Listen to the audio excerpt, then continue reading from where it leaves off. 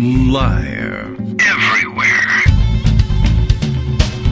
On netrootsradio.com.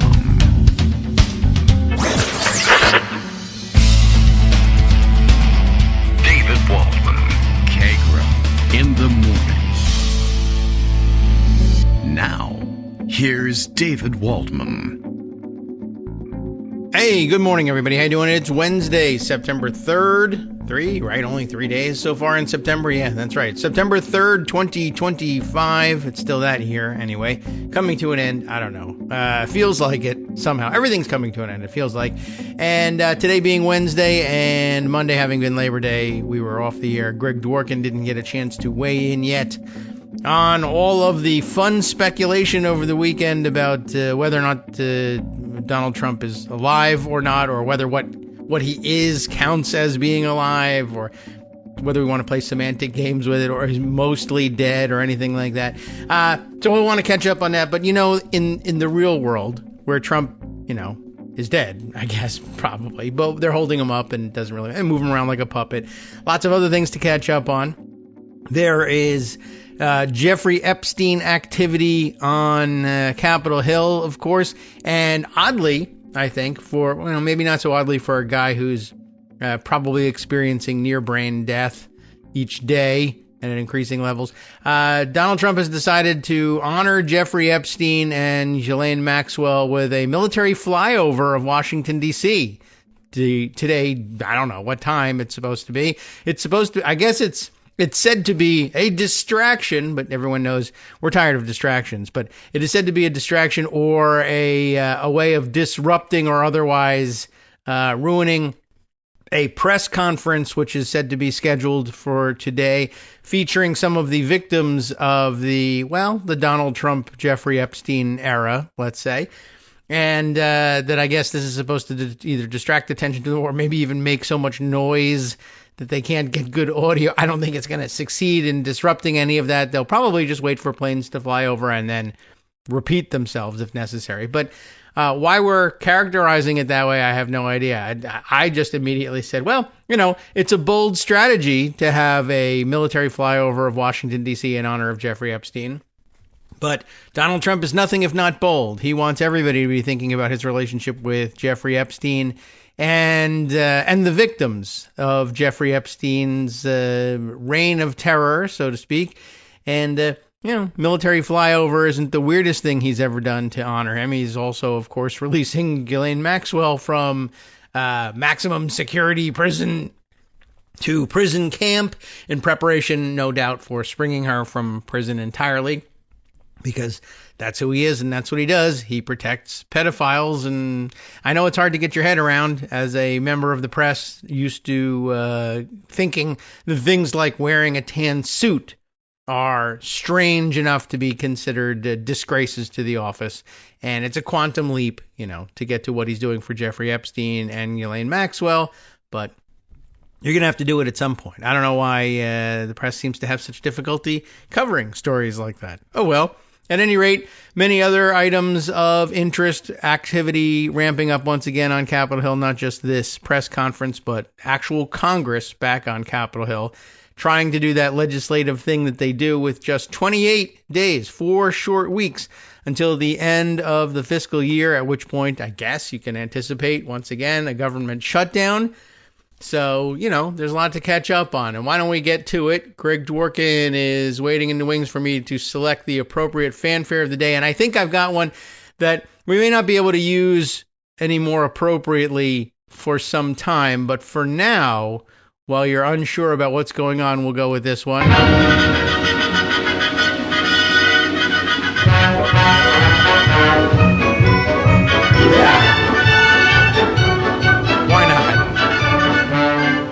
Like this intro. Now, Greg, as mayor of the Munchkin City, why don't you tell us what the news is today? Can you do a Munchkin voice? Can you do any voice? I don't hear you, actually. Oh dear, I've played him right off the air. All right. Well, let's. I see you've got a muted icon there. Although maybe you're chasing the dog. Yeah, no, that's better. Who knows? Okay.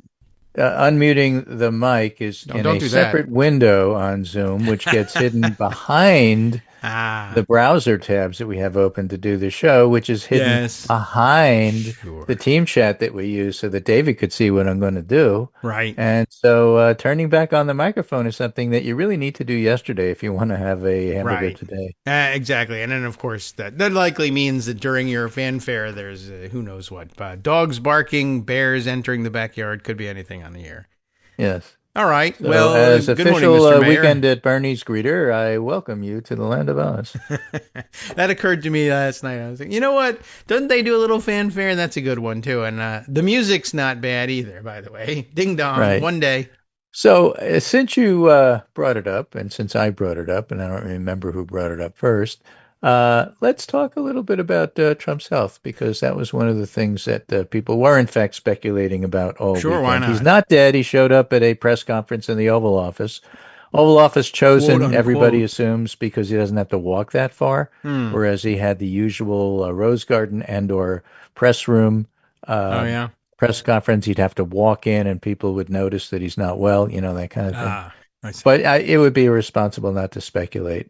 So in the process of not speculating without speculating, I have this interesting thread on Oh, Twitter, of all places, by a fellow named Adam Cochran, who's basically a reporter, let's but look. did a very nice job putting together old and new stuff Old. regarding Trump's health.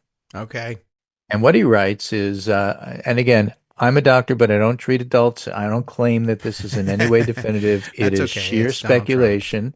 People need to understand that, but it's well reasoned. All right.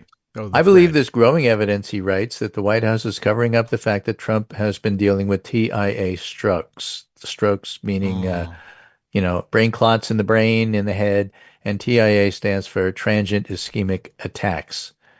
Mini Well, strokes that happen often before strokes, and that he likely had a more significant ischemic stroke this week. And here's his explanation for why he thinks that. He says, let's start with the basics.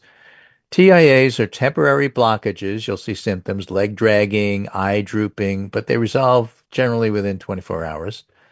And ischemic strokes leave a lasting impact, but can range dramatically in scope and severity. I mean, sometimes you kill brain tissue with that, and that's why you don't recover so quick, if at all. TIAs precede an ischemic stroke in about 30% of patients and often result in long-lasting interventions to try and prevent any risk of a larger stroke. And those are facts that have nothing to do with Trump. And says, let's get to what paints a picture with Trump. And let's start with this video that Ron Filipowski tweeted out in March of 2024. Okay. Okay. And in March of 2024, he tweeted out, something's definitely going on with Trump's right leg. He's been dragging it for months. And he has a video of Trump walking. And in the process of walking, his leg is not normal. So it's a video. He's pretending to dance. But, yeah, I see. Now I see it. Yeah, that's his cover up is I'm not dragging my leg, I'm dancing. Right. Okay, sure. Then in a Time magazine interview from right after the election, we see the first note of Trump's hand bruising. Once again, people didn't think much at the time.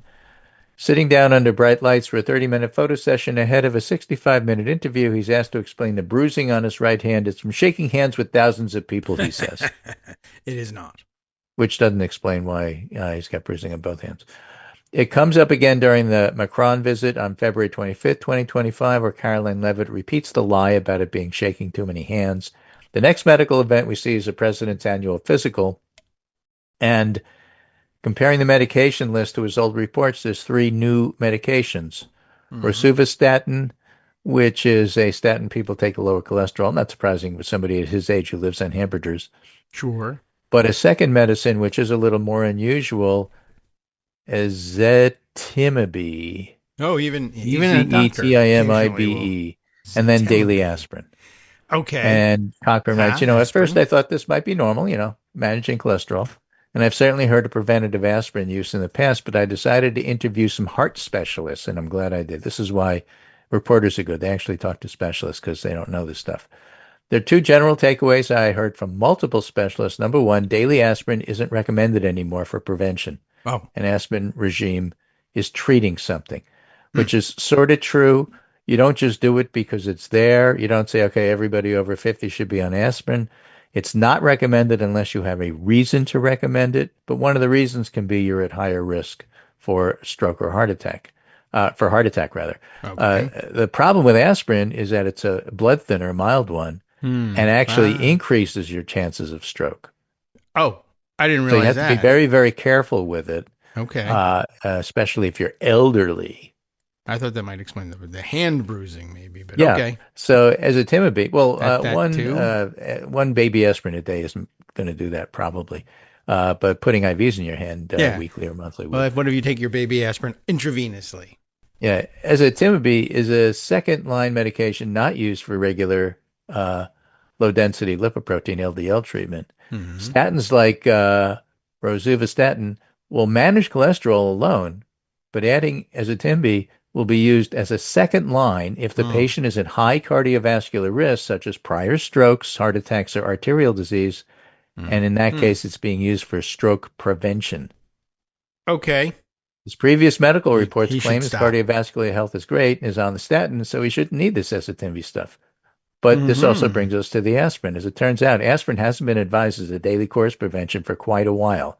Well, and then he includes just a normal average everyday news column that says daily aspirin no longer recommended to prevent heart disease. Yeah. Some old doctors may still incorrectly prescribe it as such, because if you're an old doctor, apparently you never keep up with the literature, according to this guy. Yes, well, your qualified medical staff who keep up with literature would not. A daily aspirin dose is now used as a blood thinner for specific lines of treatment, including in managing ischemic strokes. That's not quite right. Basically, the recommendation is if you want to consider aspirin, have a chat with your doc, talk about the risks and benefits, and then decide whether you want to do it. It's not ruled out for everybody. I see. From now on, we don't prescribe aspirin. No, that's not true. From now on, we don't routinely recommend it, but everybody's case is individual, and that's why you have to talk with your doctor to decide risk benefits, and you can make an informed decision about what you want to do. And the docs usually don't tell you what to do. They say, here's the risks, here's the benefits. Let's decide what we want to do in your case. Okay. So when he says old doctors may still incorrectly prescribe it as such, I resent that. That's wrong. But, it's still interesting. This guy hates old doctors. You don't do it regularly. And in June, he writes, we see Trump's swollen ankles, and for the first time, the White House medical team is willing to admit he's got cardiovascular insufficiency. His bruising is related to aspirin regime and shaking hands. But he really does have swollen ankles, and there's a really nice picture. Well, sometimes he shakes feet. Yeah. With people. He nuzzles toes with Putin and other people and Kim Jong-un. And so these things happen. But there's a picture I'm sending you of his swollen ankles, and they're still pretty swollen. So they keep coming back to the claim that aspirin does indeed make bruising easier, but there's three problems with this claim. Yes. Bruising is seen on both hands, not just his dominant hand. In other words, here's a nice picture of his left hand being bruised, not just his right hand. He's right-handed. That's the hand, he would hit dominant hand he would normally use for most stuff. Right. And you don't get bruising on the back of your hand from shaking people's hands. That's just not how it works. Macron tried to crush his hand once. The next problem, those swollen ankles and cardiovascular insufficiency, is not a sudden onset issue. Swollen ankles is an intermediate symptom. An annual physical in April would have caught this if ankles were going to be swelling, and aspirin isn't a treatment anyway. But thirdly, some of the bruising is monthly, usually around the 24th. Check the dates. It seems much more likely the president's being monitored monthly for something and then occasionally getting an emergency IV as well. Oh. Okay. So what does this all mean? When a patient has a TIA, they have temporary symptoms, but would be started on aspirin, rosuvastatin, and ezetimibe to present future ischemic stroke risk, just like we see with Trump. The patient having TIAs may have temporary symptoms for 24 hours. And here's Midas Touch on August 15th, posting a video, interestingly, about Trump struggling to walk in a straight line. Oh, was that at You've probably seen that. He's on a red carpet, and Yeah. it looks like he's dancing. It's from Alaska. Right, yeah. That the fake summit. Yeah, so I'll send it to you. I've seen it. Okay, yeah. We'll show it to everybody else Here you go, everybody. So here you go, everybody else. Can you see it? David's holding it up to the there microphone. There it is. If you want to know where it is, x.com/myss/status. Never mind. You'll see it later. Now, patients who experience very mild strokes that are not TIAs, such as or minor strokes, may have persistent but barely noticeable symptoms causing drooping of the lip, eyelid, and eyebrow, which would be on the same side of the leg. I see. Or it could be on the opposite side, depending on what's going on. If a patient under White House level medical care was seen having a stroke, they be scanned to rule out a hemorrhagic event with the White House portable MRI, then could give a clot-busting peripheral IV, often given in the hand for elderly patients. Yeah. And if that patient was on aspirin, we'd expect bruising in the hands and swelling in the ankles. And if they had a mild stroke, we'd expect the patient to be on bed rest for 24 to 48 hours, and then a few days later, able to take steps with assistance, and they may have a facial droop, or facial creases on the mouth may look strange, like his mouth is open, and then he shows pictures looking like those things. This is all superficial circumstantial evidence, but it's interesting. I love it. Even though they could walk at the time, speech and complex motor skills may still be recovering. He's getting all this from talking to medical experts. And we notice Trump has oddly kept the press pool very far back from the White House and hasn't allowed them on the golf course. Right. And he was dressed the same as last time he went golfing. And the MAGA influencers were given an old picture to circulate and other golfing pictures. And these same influencers were circulating a video of him in the same outfit months ago when he was acting differently. Now, the next picture of him from today was far away. They wouldn't let him get close, continued facial droop. He didn't speak with reporters before golfing, and both times reporters were confined to the tennis court out of view of the course instead of letting him take pictures like normal. Now, none of this even gets into the other weird events this week. Vance announcing he was ready to take over, or social posts seeming like they were written by interns. People were making fun of it. Right. They were tweeting Trump truth social posts, in the style of a French philosopher discussing Marcuse and other intellectuals and saying, obviously, this was written by Donald Trump. Sure. And I saw one of those and said, that's ridiculous, suggesting that Trump's interns would write such a thing. This they're no better with deep it, I'm sure. intellectual discussion of the French philosophers was obviously written by Tommy Tuberville. Come on. Yes, quite. We know what's going on here. But the motive is clear, Adam writes. They know Vance doesn't have the same hold over the base. Yes. And he doesn't have the same hold over the Republican Congress. So under a normal administration, a president having repeated TIAs wouldn't be removed from office, but a moderate ischemic stroke is likely to impact mental faculties and merit the 25th Amendment being invoked. Yes. And they know this. So it's time for the press to push on this and get clarity. He doesn't declare this is what's happening. He's saying, I put the evidence together. This is what I'm concerned about. And let's have the press actually push back on this. We know what they did with Biden. Why aren't they doing this with Trump? And that's a perfectly legitimate question. Yeah, and that's the biggest and hardest to resolve, other than by saying they just, have a bias in favor of Trump because he's fun and weird and makes news for them, and they want him to be there because it's easy to cover the guy, and maybe there's no other explanation for it, because, it was the biggest news in the world when somebody thought maybe Biden is sick. Right. And Trump is obviously ill, and what are you going to do? It's just Trump being sickly, dying Trump.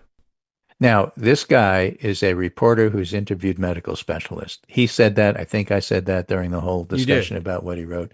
So the fun part of social media is people read the thread and they say, why are you saying this? Are you a doctor? To which he responds, are you an idiot? Can you read? Not certain they're reading the thread after all.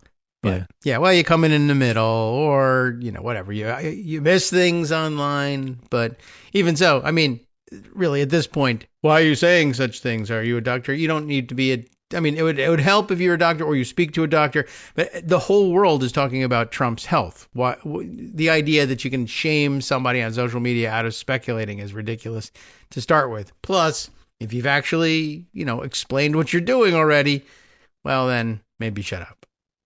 So if you're a Monty Python fan or even a person of a certain age, you'll recognize the title of this Jeff Tiedrich piece, Okay. which he wrote yesterday, called Bring Out Your Dead.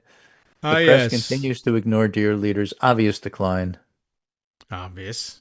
It is Right. obvious. So imagine being such a lawless piece of shit that the first time you go 7 days without doing any crimes, people automatically assume it's because you're pining for the fjords. That's what happened. I mean, Wait a minute, he Trump never didn't stays commit away any from the crimes. He microphones. must be dead. Yeah, I get it. Yeah, I or promise just shutting you, I up get in it. general. My God, Yep. that's what was so Right. unusual. Now, clearly, let me state right up on top, I don't believe Please. any of the past weekend's rumors that dear leader had shuffled off this mortal coil, I but like clearly to know. something's very wrong with him, and it's being covered up, and because it's this White House, staffed by the most incompetent clown fuckers ever to have fun Hey now. clowns, it's being covered up in the most inept manner possible. That's what he wrote. Okay, that's not our fault. But before we get into that, cast your mind back to last summer when the worthless scribblers of the corporate-controlled press had already decided then President Biden was icky and old and probably already dead and didn't even know it. Mm-hmm. They demanded that Joe prove he was alive, give us a press conference, they screamed on a daily basis. That's true. They did everything they could to provoke a reaction from Biden, short of gathering en masse and yelling, bring out your dead, like as a chorus. Yeah. So fast forward to right now, we have a current president who's exhibiting clear signs of physical breakdown, bloated ankles, decomposing hand, unsteady gait. These are all the things that my previous discussant had cited. Yes, and he's about suddenly the gone desiccants. 7 days without talking to the press, and the tension trollop, who for his entire life has been super horny to schmooze the media, is now avoiding them. And how does the press react? Do they give him the Biden treatment? Do they demand proof of life? No. They're all acting like that dog in the house that's on fire. This is all fine. Okay. Yeah, Color me it shocked. was weird. Shocked. Yeah. It wasn't even, well, we can't prove anything. It was just we're just genuinely disinterested in these stories. And how silly that you should be spending your time on this. What, are you kidding me? Right. All right. Well, maybe they'll pay just as much attention to the funeral. I don't think so, but you never know. So then they have a picture of him at his golf course. It's really funny because in the background, you can see staff on the stairs, okay, watching him. Tiedrich's article, this picture? Yeah, I'm going to All right, send it to you so you can I'll just find scroll. it easy. Okay. Well. Okay. Yes. And then he highlights one of the people who's on the stairs staring at him. Staring at Trump. Right. Yeah, and the question is like, who is this? That is a Is this Secret Service or medical personnel? Yeah, that's an interesting outfit, and I can't tell whether that's. It's not. I mean, these are the kinds of things, and this is why these rumors are flying. Got a Secret Service pin on the collar there, and it looks like it could be one of those little microphone two-way radio things, the controller, which is clipped between the buttons. So, and that's a hostile stare. That might be Secret Service. Right. But unhappy Secret Service. So Jeff Tiedrich comes to the conclusion, look, the story isn't that Donnie allegedly said this or that about India. The story is that a demented old kazoo is missing in action and no longer calling the shots in the White House. Would any of you care to cover that story? So I really haven't seen a lot about it in the mainstream press. It's really quite interesting. Yeah, and I mean, consider the wording they could be using. It's quite colorful. Well, yeah, it could be. So JV Last does this from a different angle. Okay. Not speculating about anything, but like, what happens if Trump dies? Okay. Okay. I so say they throw him in let's dream together. He pit. says we have a few baseline scenarios to work from. Trump leaves office peacefully in 2029 without having sought re-election and passes on. That's Scenario one. Okay. Trump dies sometime between now and January 2028 before he's declared his intentions on running for a third term. Illegally, but whatever. Right. Trump dies sometime after declaring his intentions on running, but before the election while still in office. That means Vance would be president. Trump runs for re-election in 2028, wins, and is sitting president, and then dies. Okay. So there's a bunch of different I mean, not scenarios. okay, that last one, but yeah. Or what if he runs for re-election and loses and then dies while out of office? Uh-huh. Oh, yeah. That's always interesting, too. And I there's lots of like other that one. permutations. I don't like him But running for office the at all. underlying But difference among the scenarios is either Trump's holding power or he's merely making a claim on power. And if he's a sitting president, then the line of succession is clear. But that's not the end of the story. Mhm. Georgy Malenkov was Stalin's deputy, and he assumed the premiership of the Soviet Union immediately following Stalin's death. But being handed the office didn't help because Nikita Khrushchev outmaneuvered him and ousted him from the Politburo. Okay.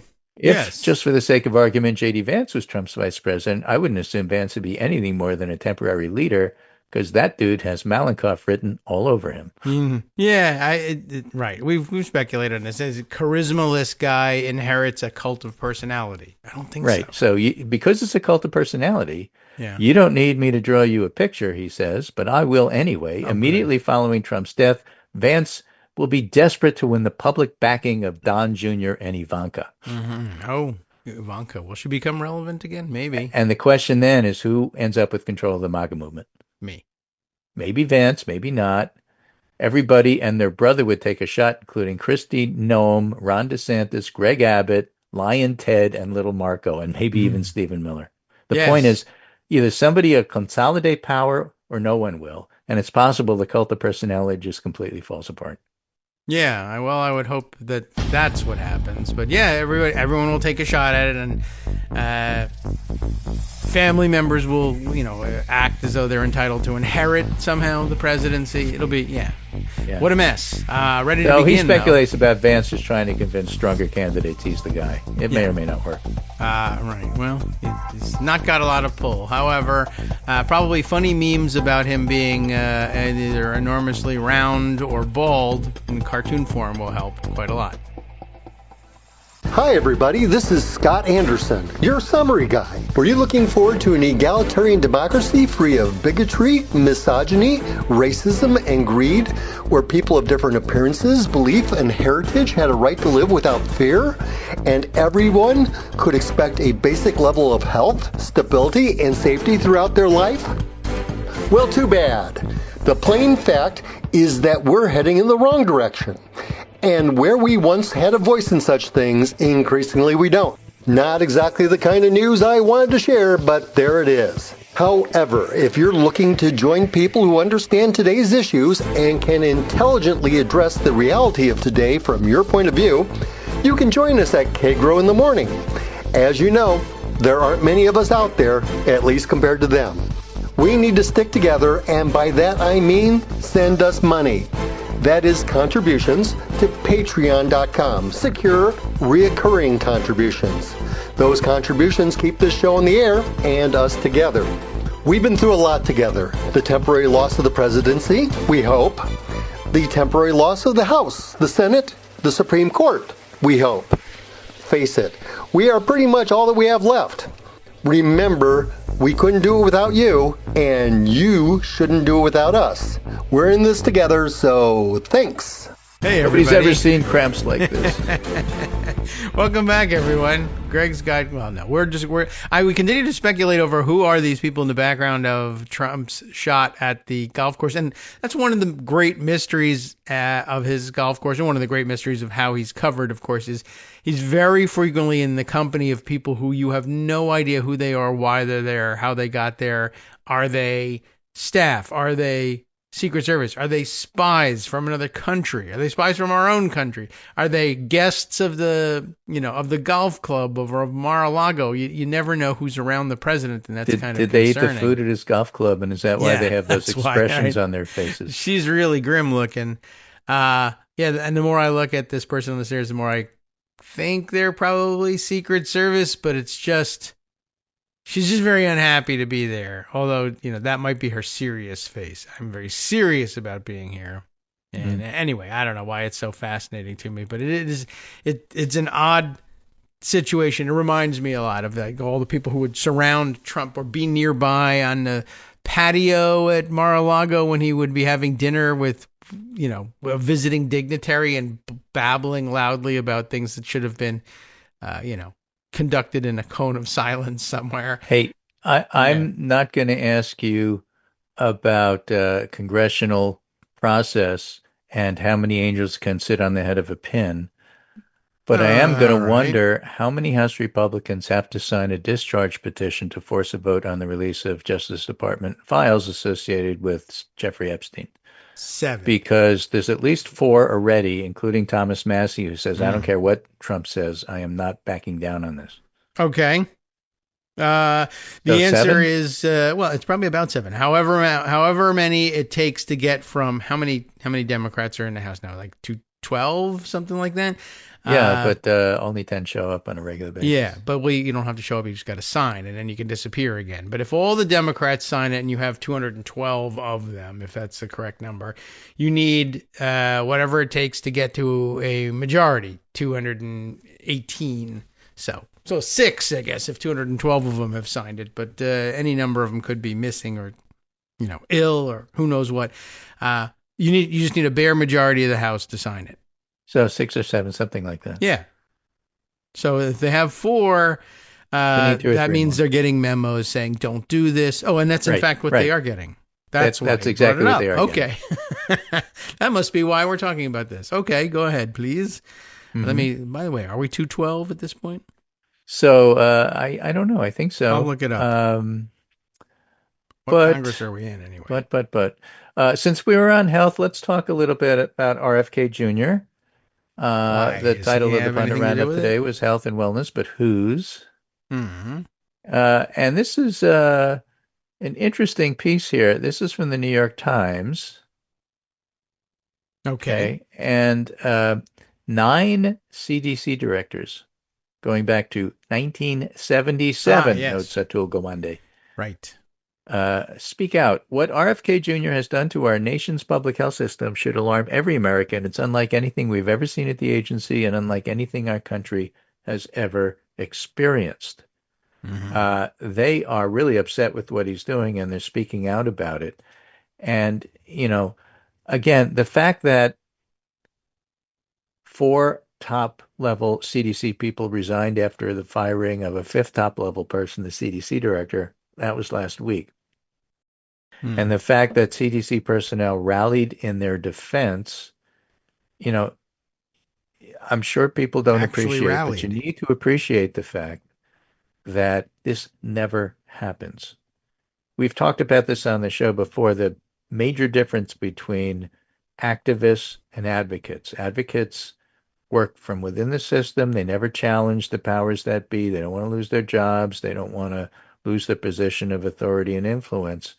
Whereas activists, which is what I was, tend to act from outside.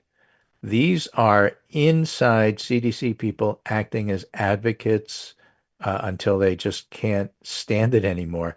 Then they turn to being activists. That's what happened. And that's what these CDC directors are doing. And like I said, you never see that. Mm-hmm. But you're seeing it now. So it's really quite intriguing and interesting that this is happening. I personally blame Bill Cassidy and anybody on the Republican side who voted for RFK Jr. I think there may have been some Democrats who did also, but I blame them less because it all hinged on Cassidy's vote. Cassidy would have swayed Tillis and others. Cassidy voted to put RFK Jr. here. Yeah. And he screwed the country. He's a coward. He's a invertebrate. And he is responsible for ruining the CDC. He is personally responsible for ruining the CDC. I just want to make that clear. All right. You can call him and tell him. He fully understands it. Yeah. He probably he has to live with it. It was going to happen, but it did happen. Oh, by the way, on the discharge petition, here's something fun. Yeah. I happened to see this morning's whip notice go out with a little reminder at the bottom here. Members are reminded to sign the bipartisan Massey Kana discharge petition number 9 regarding the Epstein this must be files. Democratic whip. Yes, the Democratic whip telling people I don't to think sign. the Republican whip says, that. don't sign, we'll kill you if you do. You mentioned that there were 4 Republican signatories. And so I guess the reason that this reminder is in the Democratic whip notice is there are 4 vacancies in the House, which puts the total membership lower, meaning that 216 signatures would be a majority of the current House as it's currently constituted. So if all Democratic members had signed it, 212 of them, and 4 Republicans had signed it, that would be 216. The discharge petition would, quote unquote, succeed. We'll see whether, they find a way around it at some point. They've done that in the past. But I guess that increases the urgency. So I guess if your member hasn't signed, call them and remind them that they're being reminded to do so in the House whip notice. It's not because you're a crazy constituent. It's because you understand inside baseball and the House minority whip is calling to say you should be signing. Where's your pen? That'd be quite interesting to see what happens. Yeah. Now, this is, again, to remind people something that the Speaker of the House, Mike Johnson, right, desperately wanted to avoid, and so he actually sent Congress home early, right, so that they couldn't do anything. Yes, in hopes that this would all go away. It hasn't gone away. No. In fact, the whole Epstein cycle is now in the news again because of all of this. Yes, although it's always in the news because we like to say Jeffrey Epstein every day. Right. And it never really went away, and the posters are out there, and where are the files? And that's the common response on social media to anybody who says anything. Right. Kristi Noem says something, she says, that's nice, where are the files? Right. Tulsi Gabbard says something, that's nice, where are the files?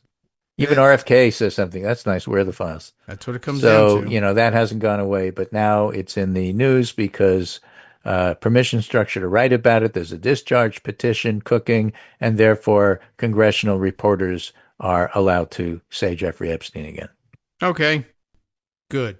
Get to it. Right? Start saying so it. There's that. We're having a now let's talk a little bit today. about legal stuff. Since we're talking about Congress and other things I don't understand, let's talk about legal stuff. And other things. I don't understand. Even lay people like myself have unfortunately become familiar with 2 laws. Unfortunately, yes. I don't think they're constitutional things. That affect how Trump uses force. One is called the Posse Comitatus Act. Right. Act. Yes. Which that's post-war of 1812. I don't remember exactly when it was passed, but the whole idea is that you can't use the military to act as domestic police force, search your house, and confiscate your goods. I mean, Americans had a problem with the British doing that. Yes. And so they said, don't do that. And it turns out nobody likes that Trump sent troops to L.A., and Gavin Newsom did more than just make fun of him in tweets. He also sued on behalf of California. Yes. To say Trump can't do that. So over the weekend, the long weekend, judge rules Trump can't act as national police chief. The president broke the law when he deployed troops to Los Angeles. Judge Charles Breyer ruled. Now, Judge Breyer is not the former Supreme Court Breyer. This is a different Breyer. This is the ice cream guy. A federal judge has declared President Donald Trump's use of military troops in Los Angeles illegal, barring the Pentagon from using National Guard members and Marines from performing police functions like arrests and crowd control and KP duty and picking up cigarette butts. Now, I added those last 2 things, but that's what they're doing in DC. That is true. That's what they're spending their time on. In a 52-page ruling, U.S. District Judge Charles Breyer warned that Trump appears intent on creating a national police force with the president as its chief and said basically you can't do that. The Posse Comitatus Act of 1878 bars the military from enforcing domestic laws without explicit permission from Congress. But Breyer said despite this restriction, the Pentagon systematically used armed soldiers to perform police functions, and he noted Trump's expressed this desire to use similar tactics in other cities. Breyer's ruling bars the Pentagon from ordering, instructing, training, or using the National Guard currently deployed in California and any military troops heretofore deployed in California from engaging in arrests, apprehensions, searches, seizures, security patrols, traffic control, crowd control, riot control, evidence collection, interrogation. Okay. And other controls. Yeah. And bunches of, pet control. control pest top control, pantyhose. I don't know. and acting as informants without demonstrating they have permission from Congress. Permission slips. Interesting. Okay.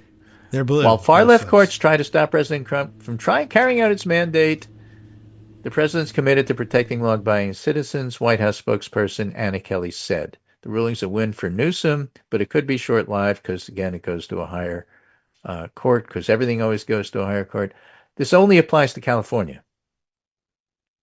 Yeah, that's so the it's problem. not a national injunction. Yeah, the president's reaction to finding out that he couldn't send troops into California was, how about Illinois? Right. Breyer stressed he's not ordering a withdrawal of the but roughly 300 troops that are there currently, but simply they only perform functions authorized by federal law. They can continue to protect federal property, for example. But it has to be consistent with the Posse Comitatus Act. So on the one hand, it only applies to California, and on the other hand, this is certainly well-written, reasoned precedent that other federal judges will use. Yes, and that's the point of precedent generally, and one of Trump's most annoying qualities is that he very frequently will be told, yeah, look, the case is about deploying troops to California because California is the state that's sued, but the principle should bar you, and it should be pretty obvious that it will bar you from sending troops into other states, but Trump's reaction to these things is, it says California. On the one hand, it should be, and on the other hand, the Supreme Court kind of sort of did say, we really don't like these national bars by lower judges. Only we can do that. Yeah, but it doesn't make any sense. So it basically applies to California, even though the logic applies everywhere. Yeah. So we'll see what happens there. But then there was another significant ruling, perhaps by a more significant court, which is to say the Fifth Circuit, which is probably the most conservative of the circuit courts. Among them certainly. It's widely regarded as one of the most Trump favorable and conservative for a long time. Right. So appeals court blocks deportation under the Alien Enemies Act, a completely different law, completely different situation. Right. So you can't use the federal troops to police civilians, but you also can't pick up, whether it's ICE and non-federal troops, but actual cops. You can't just pick up people randomly off the street and say, based on the Alien Enemies Act, I'm getting rid of you. Right. Because this is not an invasion of the United States. Yes, there's the important point that for Republicans for the past, 5-10 years have been running on explicitly saying that what's going on, that immigration is actually a secret invasion. And we finally got a court to say, that's dumb. That's not true. It's idiotic. The court said that it found no invasion or predatory incursion by a foreign power and appears to set to return to the Supreme Court in what is shaping up to be a decisive battle over Mr. Trump's ability to use the Alien Enemies Act. ACLU lawyers are thrilled. Lee Gallant, who was the lawyer for ACLU, says this is an enormous victory for the rule of law, making clear the president can't simply declare a military emergency and then invoke whatever powers he wants. And that's really the point. He likes to say, oh, this is an emergency, I can do what I want. You can't. Yes, he's already on to the next one. The Fifth Circuit, a very conservative court. Yeah. It was a little bit unexpected when I saw that it was from the Fifth Circuit, but 2-1. I mean, these panels are small, so I guess that just about anything can happen. Now, specifically, this applies to Venezuelans he's trying to deport. But in general, the whole concept behind the using the Alien Enemies Act, it's an important one, and it's good that they ruled on it. And sure, it should go to the Supreme Court. And you don't know what they're going to do, but they should, be sensible about this. Still, there's a chance, I guess. Yeah. And he's already moved on to the next thing, screwing around with, as you mentioned, Venezuela and things that he may or may not be authorized to do in trying to provoke a hot shooting war with Venezuela.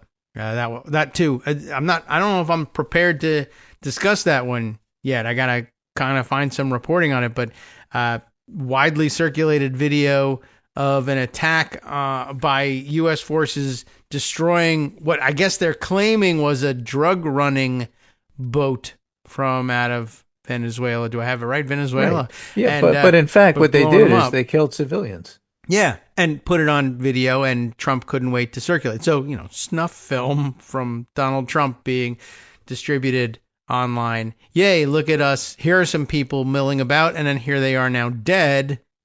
Hooray. What a thing for the President of the United States to be sharing with people on Truth Social.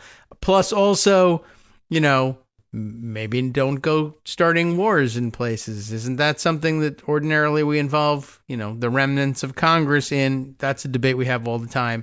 Presidents all the time take military action and then go back and discuss things and sometimes never seek permission to have done it. But ordinarily it's a little more obvious that you're at war with people. But he's imagining invasions and now imagining, acts of war that involve answering with the U.S. Navy. So pretty strange Maybe his stuff, health I is think. of some concern. Maybe we need to know whether he's in his right mind at some point. Yeah, So all of that, I thought that was of interest. I agree. Let's talk a little bit about politics here.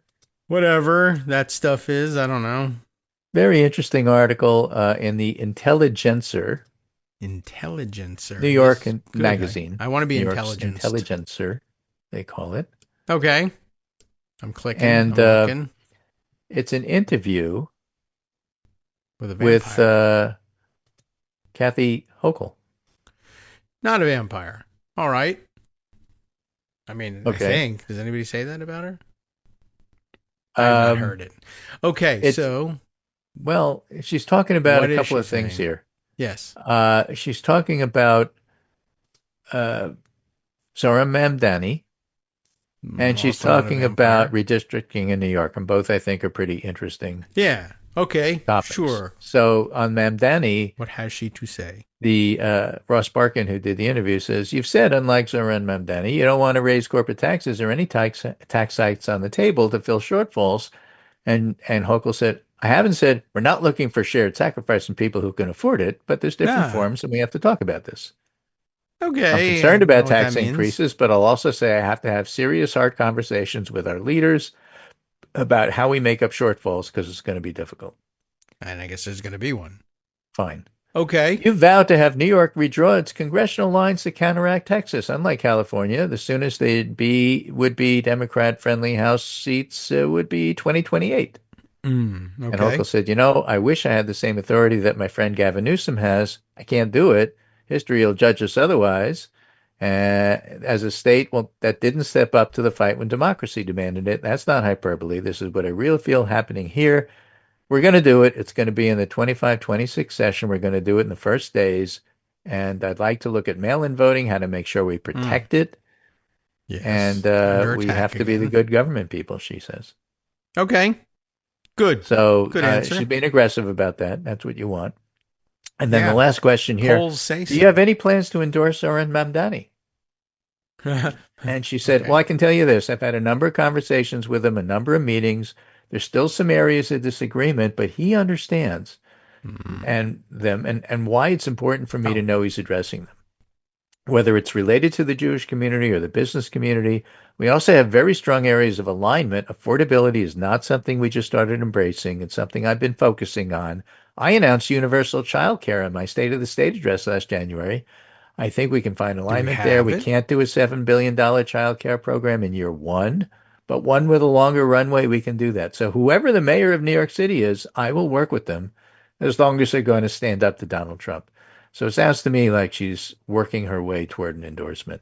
Yeah. Okay. And I think that's what a lot of Democratic figures will do. I know we had a little discussion, if not argument, about this on Daily Kos this morning in the comments. I want you to do this sooner. Otherwise, Well, I do. Well, sure, I do too. But I will say this. If she endorses him, Yeah. nobody's going to remember the date that she endorses him. Whereas if she doesn't endorse him, people will remember that. All I'm saying is I don't really care how quickly she gets to being in the right place. And I don't think we should be, and I certainly am not one of those Democrats who say, look, Kathy Hochul did what I asked her to do. She just didn't do it in the time frame I wanted her to. Therefore, what? I'm not voting for her. Is she on? Is she running? Is she on the ballot? Yeah, I don't she'll be know. running. I don't know what's happening in New York. Okay. Yeah. No. I would say you should keep the governorship out of keep everything out of Republican hands. Right. Yeah. I mean, I guess at some point it becomes an issue. Like I'd start sweating. It's like it's November. Are you gonna do it? Then the date would be of interest. But it's now past Labor Day, and people are supposed to be paying attention, even though it's not a presidential election year. But I guess we still market things by Labor Day. But yeah, you could certainly grumble a little bit and say, how long is it supposed to take for the sitting governor, Democratic governor, to endorse the Democratic nominee for this job? You know, a pretty why important doesn't Tom one. Swansea on Long Island, who's not part of New York City, endorse Mamdani, who is Well, now the New he's York got City at least the mayoral excuse. candidate? Well, for one thing, he isn't in New York City, and those folks don't vote. I guess so neither it doesn't is matter Kathy what he Hochul, does. So, like, if he needs to do something for local consumption, yeah, who cares? Yeah, that seems that's certainly less important. But at any rate, it certainly sounds like the timing is under discussion, and that there should be a fine. You know, it should be fine. The amount of time that people need, and how long do people need to know that Kathy Hochul has said anything? Right. Maybe not more than a day or two, but don't wait too long. Right. I guess that's my great advice. I don't know how long too long is, but whatever it is, don't wait that. Thank you. All right, there you go. Well, one way to avoid it is, how about this? Just do it. Yeah. Right. That's one way to avoid it. Yeah. I again, don't know what everybody's supposed to be so afraid of, but she's doing a good job there reconciling things and bringing it all together. Like, hey, actually, I've been talking about affordability for a long time. He's made it his theme, and he's, very well known for it. So we got an area that we could discuss as common ground and go forward from there. Great. But does she also have to apparently play it safe with other factions of the Democratic voting bloc? Yeah, I guess so. So here she is doing it. We have things to talk about, and then we'll get together. Okay. And you too ought to be doing the same thing. All right. So she has to bring others along with her, I guess. All right. Again, Good. Now's Phone's the time done. for it. Yeah, I'm All very right. popular here. Now, here's something that I thought was quite interesting, and that is Graham Plattner, an oysterman. Oh, yeah. Who is running against Susan Collins in the Senate race. Susan Collins, who is an oyster. And he was asked about the upcoming government shutdown. All right. Which seems more and more likely because, Congress is dysfunctional. Right. They do it all the time anyway, and nothing's changed. So, are you worried about it? He said. And Plattner said, we're at a point where I honestly don't care about what some pundit's opinion on what a government shutdown may or may not look like in an election a year from now. I'm sorry, we're beyond that. Whatever can be done to slow down the speed run towards authoritarianism that we are currently undertaking, anything we can do to slow that down is necessary, and we should do it. I don't know what? Basically, if we have to shut the government down in order to stop them from doing certain things, shut the government down. Okay. All right. That's what it sounded like. It was just an odd. I don't care if pundits say we shouldn't do this. The Democrats will get blamed. Just shut the damn thing down. Okay. All right. I see. Okay. I mean, why not? I don't know. I'd have to read what else he's got going on. I mean, it's certainly been traditionally you approach it with some trepidation, certainly, but as the minority party, that's actually kind of your prerogative anyway, is to say, I'm certainly not going to provide any votes for a terrible, destructive budget or appropriations bills. So that's easy enough to do. What if they shut down the government? His biggest rally to date, Plattner said, Maine deserves a senator in Washington who understands and fights for the working class. He accused Collins, a veteran lawmaker eyeing her sixth term in Washington, one of the last remaining blue state Republicans, of being disingenuous and voicing concerns with Trump's policies. Symbolic opposition doesn't open hospitals. Weak condemnations doesn't bring back Roe v. Wade. Right. Performative politics that enables the destruction of our way of life is disqualifying for the role of U.S. Senator. So that's pretty cool. Yeah, Even nice. Senate Democrats play hardball and refuse to provide the votes necessary to fund the government ahead of a September 30th deadline.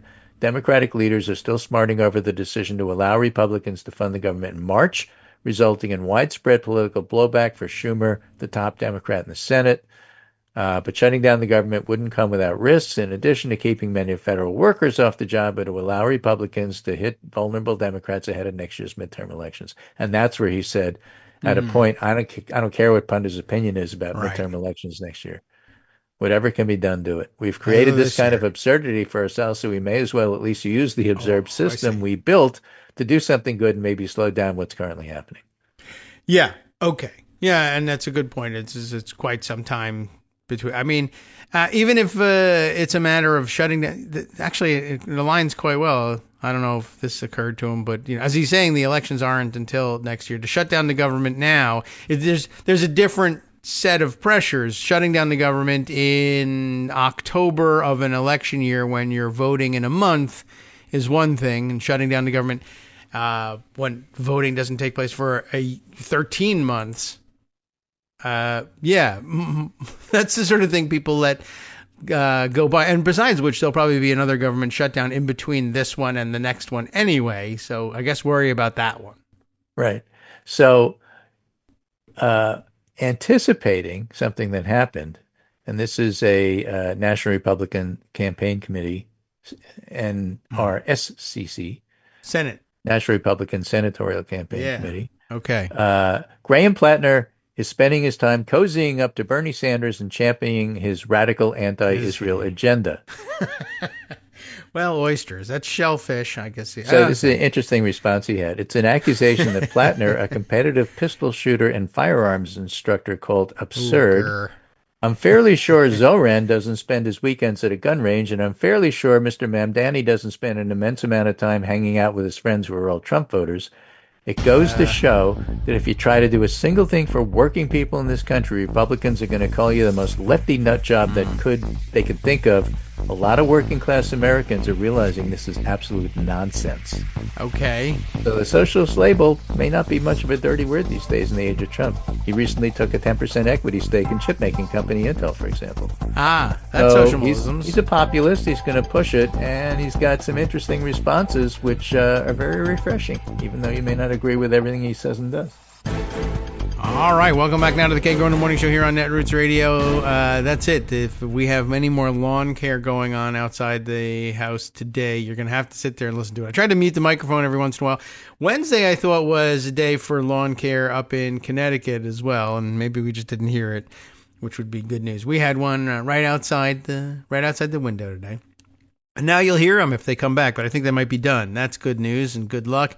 All right, keeping an eye on the situation up there in Maine. I've seen the name being bandied about, and everybody's excited about the working class hero guy, Graham Plattner. I guess he's got some work to do on polishing the act, but that's supposed to be the interesting and attractive part. And since the only other name I've seen mentioned for the seat is Janet Mills, who admittedly has done a nice job and has been on the record standing up to Trump and, clapping back at him right to his face right there in the White House. That's nice. Also, some 77, I think I read, years old. And, that's a little late in the game to be committing to a 6-year term in the Senate, and how many more could there possibly be? And wouldn't you want somebody who might be able to occupy the seat for some number of terms in a row? Might be a good idea. So I don't know. I don't know what alternatives Maine has, but this is the one doing the best PR work and getting themselves into the newspaper all the time. So we shall see. I find myself a little confused by his approach to making his statements, and then I have twice now seen just today, not been entirely able to interpret his statements on their face without doubling back and saying, wait a minute, what does he mean by that? So, that's not my favorite approach to an important election, let's say. But we got time, and the people of Maine probably will understand what he's saying and be able to evaluate it. And then they'll let me know, what do they want to do? And I'll say, sure, fine. We'll take the result, provided, of course, that a Democrat wins. And if he doesn't, what are you doing to yourselves, Mainers? But I think they're about ready for some change. All right, time to check into some of the other things that I put aside for today. And, I probably should have mentioned this while Greg was on the air. It's not medical, but another area that he tends to pay a little more attention to than I do, the economic statistics. And he's the one that remembers that it's Jobs Friday when it is Jobs Friday, and sometimes when it's not. And I just happened to see this this morning. Just another, I don't know what to tell you, another item on the long list of things that Donald Trump and his minions are dismantling that we may be very sorry in the near future or distant future have been dismantled. Aaron Sojourner, who notes on Blue Sky, Aaron Sojourner, a labor economist, and so liable to notice such things, posting that, and with a screenshot here of the government press release that ordinarily wouldn't go to my mailbox or yours, and secondly, probably would not be, did I say A or dang it, I hate to mix those things up, but first, wouldn't have ended up in your mailbox, and second, making the same mistake over and over again, wouldn't be, you might not recognize as being of any particular interest or import, although it probably would strike you that something weird was going on here. The USDA, Aaron says,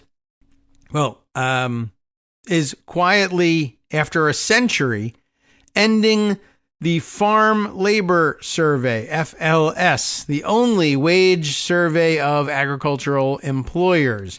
FLS is a critical input, he says, to setting local minimum wages for H-2A visa workers, I guess migrant farm workers, to try to avoid harm to U.S. workers' wages. And remember that the whole point of the Trump administration's yargle-bargle about migrant farm workers and immigration of all kinds is, well, they're stealing jobs from Americans. And in the farm sector, there really aren't. And probably in more ways in the farm sector, and more obviously not the case in the farm sector than in most others. But there you go. Now, the dry press release about it is included in the screenshot here and comes from the, look at this, a newsroom ASB notice. What does ASB mean? Did they explain what ASB means? I don't know. Agricultural Survey. Agricultural Statistics Board. There's a lot of lingo here. An ASB notice, the Agricultural Statistics Board, under the headline NASS, another lingo piece to decipher, discontinues select data collection programs and reports. And we learn a bit later on that NASS, National Agricultural Statistics Service. So the NASS is part of the USDA's ASB. Got it? I'll read you the rest of the report and you'll see how it plays out. Issued August 28th, 2025 by the Agricultural Statistics Board of the U.S. Department of Agriculture, National Agricultural Statistics Service. Right? Issued by the ASB of the USDA's NASS. Got it? USDA's NASS is discontinuing the Mink survey. OMB control number 0535-0212. You're telling me a mink conducts this survey? No, I'm probably telling you that I'm going to guess Patsy Mink was the chief sponsor of the legislation that established this thing. Although if they say it's a century old, probably not Patsy Mink. How many minks have served in Congress? And by this I mean the furry animal. And the answer to that is obviously 0. But I think we can look this up relatively quickly. I've got a great page for that. I used to have a great page for that, and now I can't find it anymore. do I not have? There we are. bioguide.congress.gov, where you can look up a name and get a biography, and you can search out, Mink. Let's look at Mink. How many Minks have we got? Patsy Mink is, all right, well, she's the only one. So Patsy Mink served in did I say the Senate? I meant the House from Hawaii. Years of service. All right, well, look at this. There was an interruption. Did you realize that was the case? From 1965 to 1977, and then again from 1989 to 2002. So that's kind of interesting, just that the length of that gap in the service. But still, many, many years of service, and so, yeah, that's why her name was familiar to me, and I don't know whether she's actually the source of the legislation here or not, but I'm guessing. Where was I? Wasn't I going to tell you something about this thing? Yes, that's right. The USDA's NASS discontinuing the Mink survey and the Agricultural Labor Survey, which has its own OMB control number, totally different, as these collections are deemed duplicative and or no longer necessary. Now, didn't we just hear a moment ago from Aaron Sojourner that it's the only such wage survey of agricultural employers? Yes. So how is it duplicative? Mumble, mumble, mumble. Jeffrey Epstein. Anyway, this action is taken under the provisions of the Paperwork Reduction Act, it's got its own acronym, PRA, as part of the government's efforts to improve efficiency, oh no, dodgy, and eliminate unnecessary burdens, like how much are you paying your people? What a burden. The notice of discontinuance of information collections submitted to the Federal Register can be found here, and there is a link, except this is a screenshot, so we can't follow the link. Anyway, USDA, Aaron reminds us later on, and he's got a little mini thread about this going on here. USDA tried this in 2020, but a judicial decision blocked it because it would harm farm workers. And what are we talking about here? I guess, he's using, interestingly, the Blue Sky address of one of the parties to the suit, which would be UFWs, at the United Farm Workers versus Purdue. And again, the decision from back in October of 2020, that decision blocked it because it would harm farm workers. And Trump is now trying again.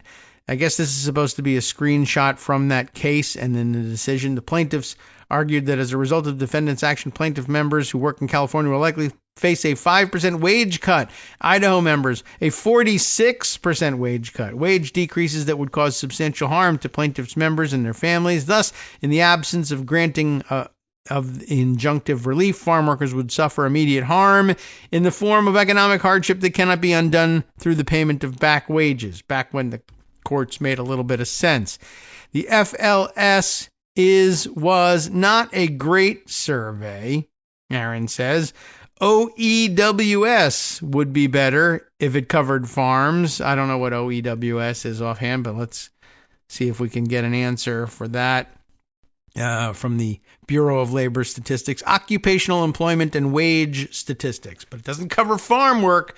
So that's a more comprehensive survey. But I guess the thing they cobbled together for farm workers was all they had.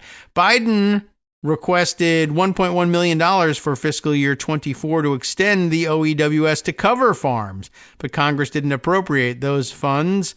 Aaron continues, meanwhile, and thank God he does continue because we need a labor and economist to tell us what's going on here. This is obscure stuff for me. Anyway, maybe not for those of you who are economists. But meanwhile, DOL, Department of Labor, issued a final rule in 2023 that said H-2A wage minimums, I guess, could be set using the OEWS wherever there was no FLS data available. A court threw that rule out last week. Without OEWS or FLS to anchor policy, it could fall to state/federal minimum wage laws instead. That would be, I don't know what. I'm not certain how to predict what direction that goes, but apparently nobody has thought the farm labor sector to be subject to general controls or that it was wise to do so. And I don't know if they're going to end up backing into this thing or it just leaves farm work totally unregulated, which is what you would imagine the Trump administration was after. Let's see. There's still more here from Aaron, who says it's good to see some news coverage about this move that creates a regulatory vacuum. Yeah, okay. And that is helpful. There is, in fact, an article about it. USDA wants to end the Farm Labor Survey. Chris Clayton writing for DTN. What are we looking at here? DTN. Progressive Farmer, powered by DTN. I don't know what I'm looking at here. What's the? But it's a magazine. Is there an About Us section that I can look at and figure out what's going on here? I'll click back to the. Nothing immediately presenting itself, but at any rate, that's reading you'll have to do on your own because we just I don't have the expertise to cover agricultural sector news to this level. But I thought I would point it out.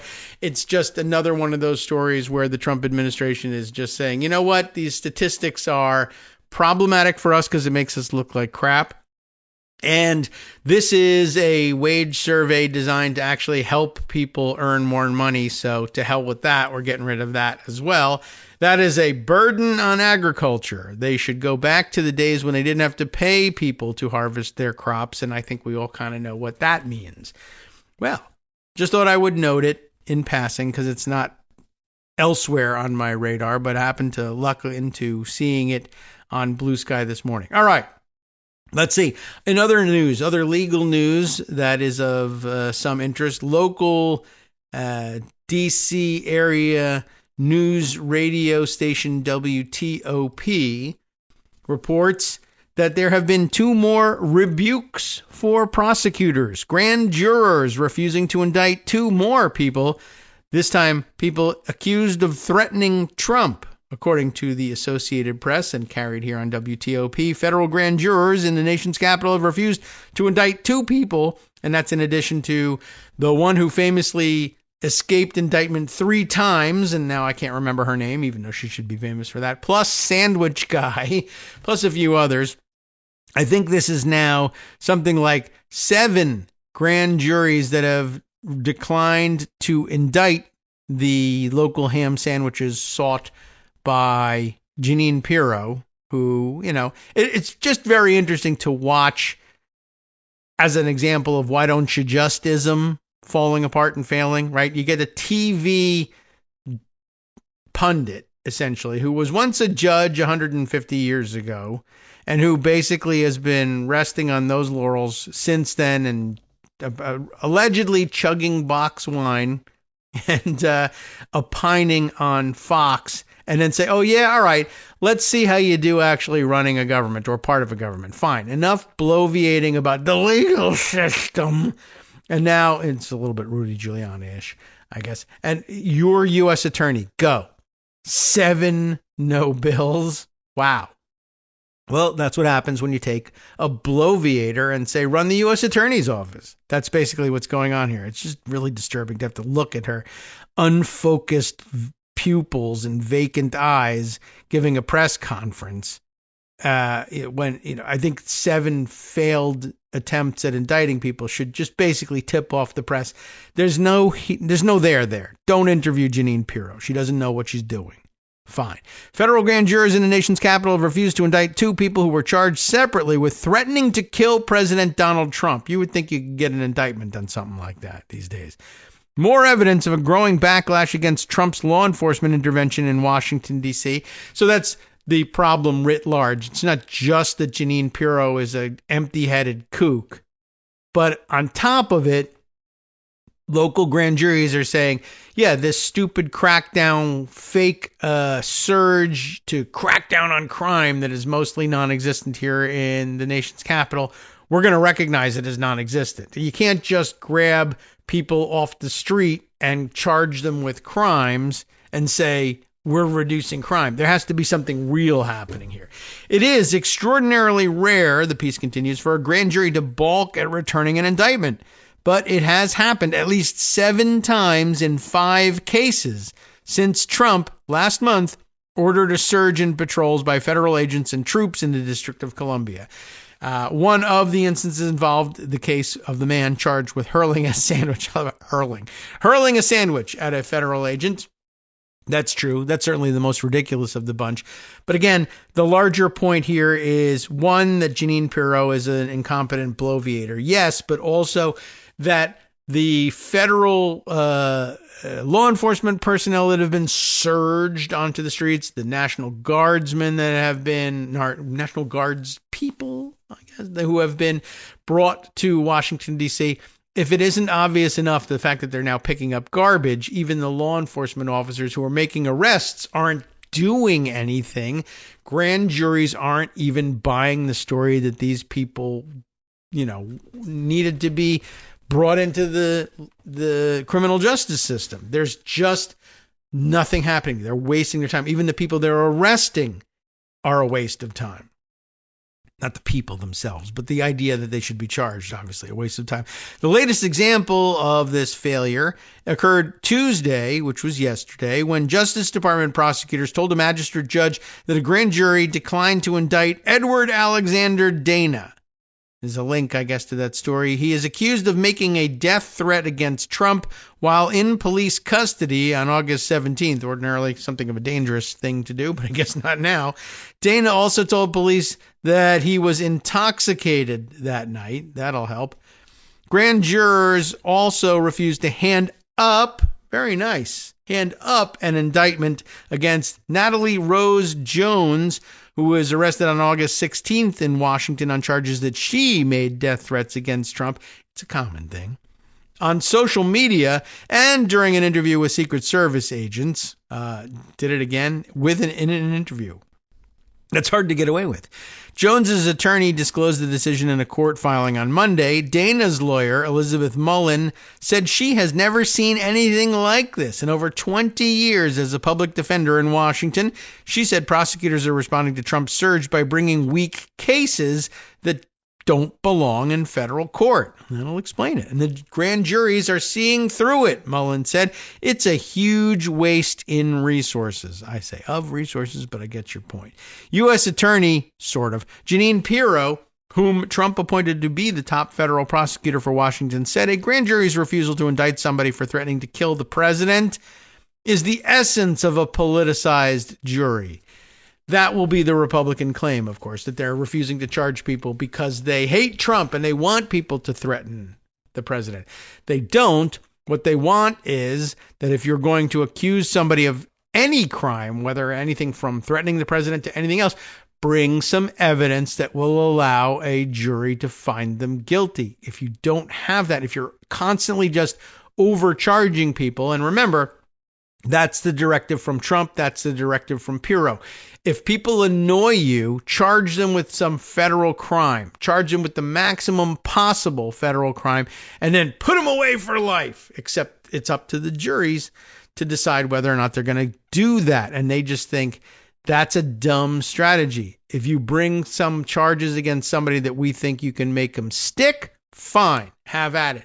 If you bring crap because the president says, charge him with treason, if you go along with that, we'll do what we can to make sure it doesn't work. Because we take the job seriously and you are a television drunk. That's the difference. Okay? So interesting that the lay people off the street are the more professional in this situation. But here's Pirro's comment on it. The system here is broken on many levels. Instead of the outrage that should be engendered by a specific threat to kill the president, the grand jury in D.C. refuses to even let the judicial process begin. Justice should not depend on politics. It should depend instead on grand juries, which is exactly what's happening. And sorry, you can't convince them of anything. Isn't that weird?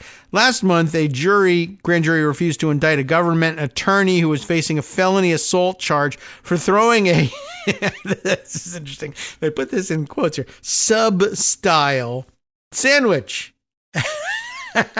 Well, he threw a sandwich at what's a little piece of toast with chicken salad on it? No, sub-style, foot long. projectile. It's shaped like a missile. I mean, oh my God. It's actually harder to throw one. I think you could do more damage with a small, dense chicken salad sandwich than a weight dispersed sub sandwich, which has wind resistance and all sorts of problems. Yeah. Anyway, it's just, what can I tell you? They say they're very upset about this for some strange reason.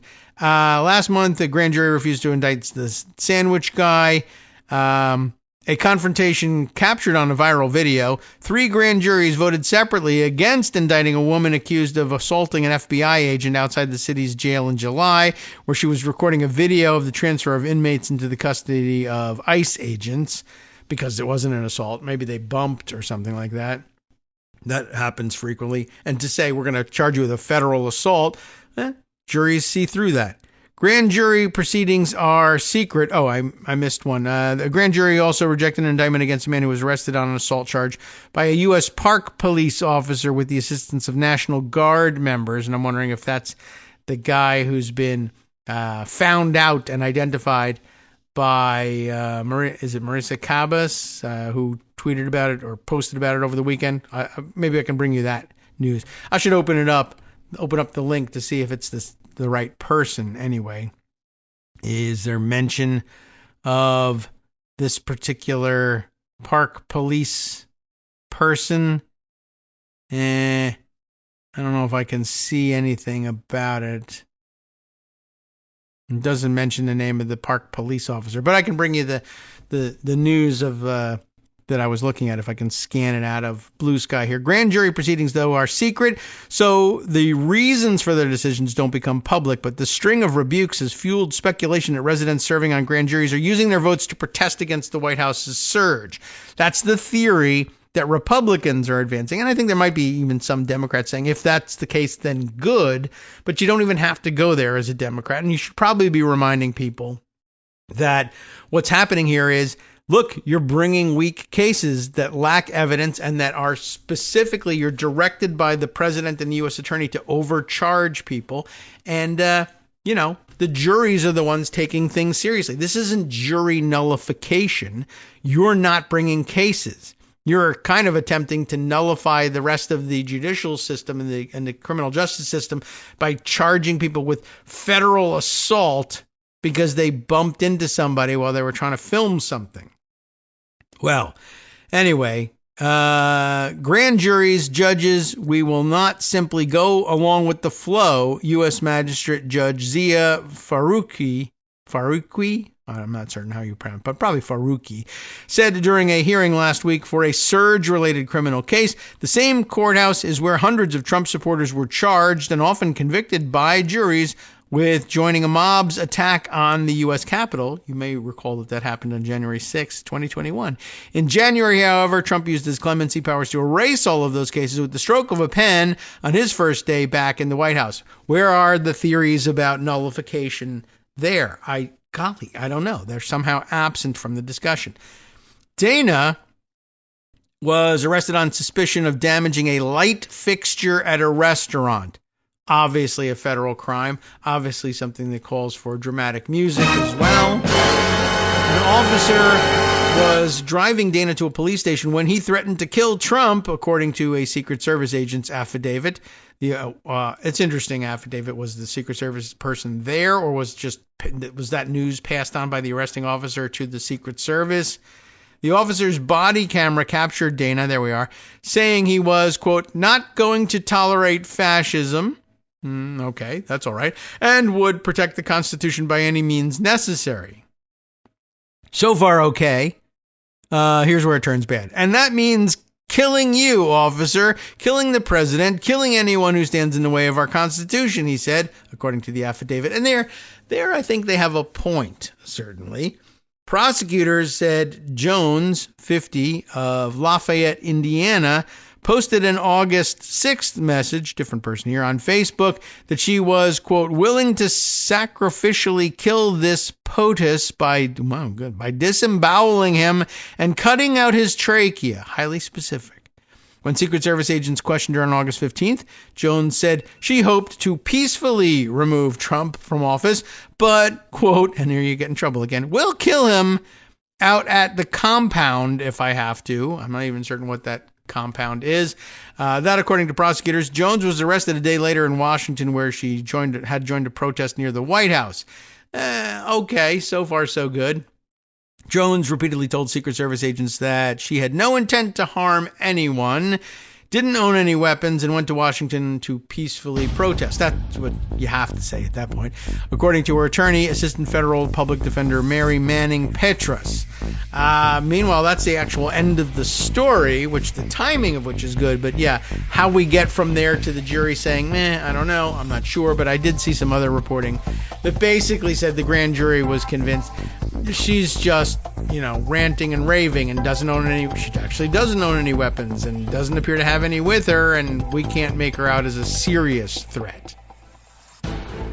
Hi everybody, it's me, David Waldman. Yes, the same guy who interrupts you all the time. Interrupting you one more time just to tell you again, another reminder that your contributions are what keep this show on the air, and patreon.com, patreon.com, is still among the easiest ways to make the sustaining subscription donations that keep us afloat. Are you ready for the pep talk about how our Patreon campaign is still going strong and growing? Well, too bad. Yeah, the plain fact is we actually are headed in the wrong direction, and whereas we once had about 175 monthly patrons, we're now actually down below 150. Time to recruit some more. Not exactly the kind of news I wanted to share, but there it is. For those of you in a position to support the show, patreon.com does make it easy to make those secure, recurring monthly contributions to do so. Patreon.com/KagroX gets you straight to our donation page. We've been through a lot together. The worst of the pandemic, we hope. The worst of the insurrection, we hope. So go ahead and treat yourself. You don't need an excuse. Give yourself the gift of a little something you enjoy in life. Support the show. And of course, if you happen to prefer using PayPal or even the Square Cash app, we're up and running on those options too. So thanks again, everyone, for all your support. We couldn't, or at least shouldn't, do it without you. Hope you'll be on board soon too. Thanks for all your support. All right, welcome back now to the Kagro in the Morning Show here on Netroots Radio. Just scrolling through Blue Sky looking for that earlier mentioned Maria Cabas post, and she's got a story to accompany it. And I noticed this one, that there's an awful lot that's still in my Blue Sky feed that hasn't made it to Instapaper for some reason, and so perhaps we'll focus there a little bit. But just 2 days ago, I guess, on August 31st, she had this news that a week or so prior to August 31st, one federal agent kept popping up in videos from Trump's violent D.C. crackdown. So she investigated along with Jacqueline Sweet, who she links to here, and they investigated, and it turns out he's a 26-year-old U.S. Parks police officer, a lesser-known law enforcement unit, currently championed by Interior Secretary Doug Burnham. And, there was some interesting news, I think, in the piece that she wrote about this. But if you've been monitoring the various videos, you might recognize this guy, and a few people did. He's a ginger fella who has a mustache and beard and a pair of glasses that reminds me of Josh Trevino from back in the day, and is in fact someone completely different. But you may have seen him participating in the takedown of somebody that they were arresting for no particular reason on the street, in which he's seen yanking on this guy's clothing, like crouching down low to the ground and using that leverage to throw this guy essentially to the ground over his shoulder, although he ends up banging his head when he does it too. But, the person they're arresting here also likewise lands on their face and, is really banged up badly. And he's also pops up in another video in which somebody who's filming the surging officers says, how does it feel to know that everybody in this city hates you? And he actually answers, everybody in the city doesn't hate me. Well, maybe yes, maybe no. It's just really, you were better served by saying nothing at that point. Same guy. But at least his face visible and his name is visible. We'll give him that. He's not masking and removing his identification. And Maria Cabas and Jacqueline Sweet writing this piece up for their joint, I don't know if they're Substack or not. They seem like the kind of people who might have moved away from Substack. The Handbasket, the one in which we're going to hell, I'm sure, is the name of their publication. Officer repeatedly seen on camera in D.C. crackdown shows Trump agents' impunity. U.S. Park Police Officer Patrick O'Hanlon isn't unique in his behavior. He just got caught.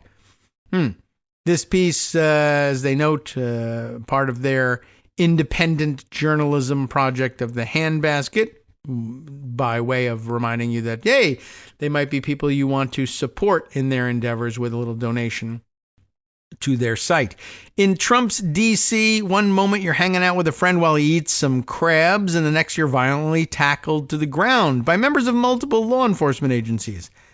There is infrequently rhyme or reason to the violence proliferating in this wholly unnecessary takeover, other than being black or brown, and it happens both in broad daylight and under cover of darkness. But one thing appears to be certain: agents are out for blood.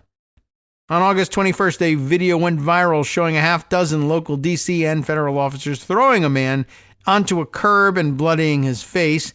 The D.C. resident who took the video told the Handbasket that she saw three men walking from the Minnesota Avenue Metro on Thursday, who then stopped to take a break. One eating, one scrolling on his phone, and the one who was attacked holding an open can of alcohol. And I guess that was supposed to be the prompting for the attack, because you got to have federal charges for that. Among the many officers, a young bearded redheaded agent with O'Hanlon, P on the front of his bulletproof vest and U.S. Park Police on the back stood out. And when videos later emerged of various officers threatening bystanders at other points around D.C., there he was again. So who is this Forrest Gump of federal agents, and what does his impunity say about the mandate federal and local law enforcement believe Trump has given them? As the witnesses filmed and attempted to reassure the bloodied man, O'Hanlon, P can be seen turning around and appears to attempt to knock her phone, the person who's filming, knock her phone out of her hand. "Get out of my face! Get out of my face! Don't shove a camera in my face," O'Hanlon said to the woman filming. He then gave her what he called a, quote, lawful order. That's one of their favorite catchphrases. If you're giving a lawful order and they disobey you, then you can arrest them for that. And so now cops go around barking that, "I say chop your own head off," or "stand on your head until I'm ready to address you," and spin around in circles, or fly, or levitate, or something. That's a lawful order. How about you haven't levitated? You're under arrest for violating a lawful order. All right, so he then gave her what he called a lawful order to stay behind a line on the ground. The woman told the Handbasket that after the man was arrested, he was put in handcuffs for an hour before the officers even asked him for his name or identification. At some point, she says additional ICE officers were called to the scene. How many people and how they handled it was unacceptable, the witness said. And here is embedded this video of O'Hanlon leveraging this guy to the ground. It seems like an unwise move, but seems like, I don't know, somehow he must have been drilled in it at some point. O'Hanlon, P appears to be, and this is interesting, they're they hedge all their bets here. He appears to be a 26-year-old U.S. Park Police officer named Patrick Jude Michael O'Hanlon, according to government sources and an analysis of his emails and social media. So they never draw the conclusion that it is in fact him, but they give every possible piece of evidence that it is, and let you draw your own conclusion. Like, for instance, he's listed in the National Park Service internal directory as working in the Icon Protection Branch / Homeland Security Unit, a source confirms, and an email for Patrick J. O'Hanlon is active on a federal Microsoft Teams NPS, National Park Service, account. According to the NPS website, officers with the Icon Protection Branch patrol the monuments and memorials in downtown areas of the District of Columbia and inner city parks such as DuPont Circle and Franklin Park. The Special Forces team in the unit is responsible for crowd management and mitigation at First Amendment demonstrations, large-scale permitted special events, and other scheduled and unscheduled activities. It's not clear whether or not O'Hanlon is part of the Special Forces of the National Park. The National Park Service has special forces. They might have been the sort of people you might have called in to quell disturbances at January 6th or something like that, but now have been thoroughly Trumpified somehow. A LinkedIn account for a Patrick O'Hanlon, just happens to be named Patrick O'Hanlon, that was deleted at some point before Saturday, lists positions at the National Park Service as a park ranger and emergency management specialist based in Silver Spring, Maryland, close-in suburb.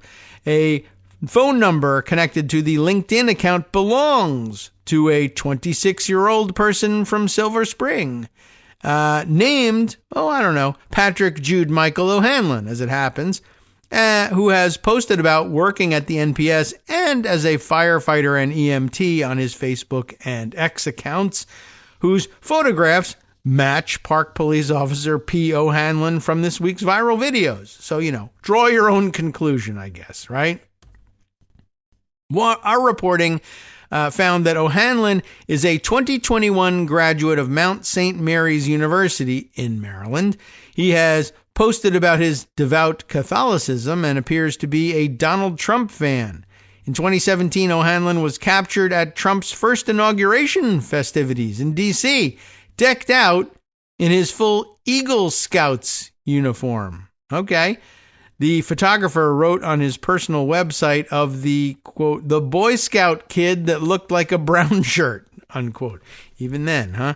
That same year, O'Hanlon retweeted Trump saying Hillary Clinton is not above the law. That's a little bit less, directly related to what's going on here, but it's interesting.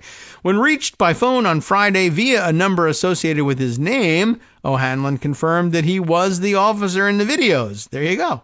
And said he was just doing his job that he was told to do. He would not confirm or deny the biographical details we found for him. The NPS public information officer didn't respond to multiple emails seeking comment on O'Hanlon's conduct and whether it fell within the purview of his job. O'Hanlon popped up again on August 22nd in videos posted on social media by independent reporter Amanda Moore and the Handbasket's own Maria Cabas. As a bystander at the Rhode Island Avenue metro station called out to commuters, ICE is here, Moore recorded O'Hanlon, along with Homeland Security investigations and Metro Transit police officers, forcing the volunteer to leave the station. The video separately provided to Cabas shows the same. O'Hanlon and the other officers claimed the volunteer was disrupting passengers entering and exiting the station. I see. In this video, well, there she was, disrupting people who might be nabbed by ICE from exiting that station. That's probably the idea. In this video, O'Hanlon can be heard issuing another so-called lawful order for her to leave. Outside the station later that day, a protester asked him, "How do you feel knowing the whole city hates you?" "The whole city doesn't hate me," he answered. I'm not sure what's the lawful order, but I order you, a lawful order to leave this station. Why? Just wants to tag it with lawful order. The same bystander went back to the same station on Sunday to once again warn people of the reported presence of ICE, only to find O'Hanlon and approximately 10 other officers there again. She tells the Handbasket that this time O'Hanlon took a photo of her license plate as she pulled up to the station, realized the parking spot she was attempting to park in wasn't legal, and continued on then to a legal spot.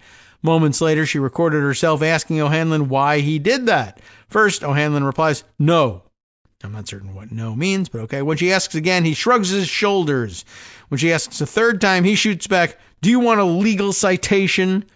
She explains that she never actually parked there, but O'Hanlon is unfazed. "You just admitted to a traffic violation," he tells her. "Do you want a legal citation?" After further prodding, he says, "You have no reasonable expectation of privacy to your license plate."